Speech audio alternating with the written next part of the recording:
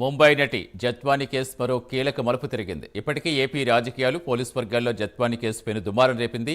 ఈ కేసు విచారణకు ప్రభుత్వం ఆదేశించింది.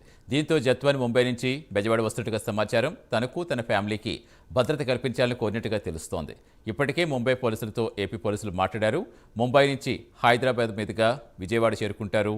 జత్వానీ భద్రత దృష్ట్యా ఆమె వివరాలు పోలీసులు గోప్యంగా ఉంచుతున్నారు.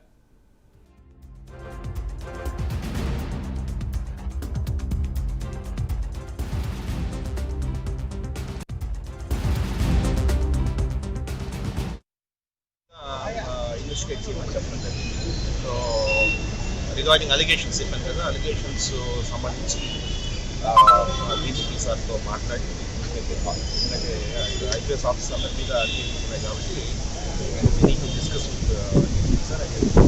ఇన్వెస్టిగేషన్లో ఉన్న కేసు పూర్వాపరాలు ఏదైతే ఉన్నాయో దాని మీద కేసు కొంత నచ్చింది. ఇంకా అండర్ ఇన్వెస్టిగేషన్ ఉంది.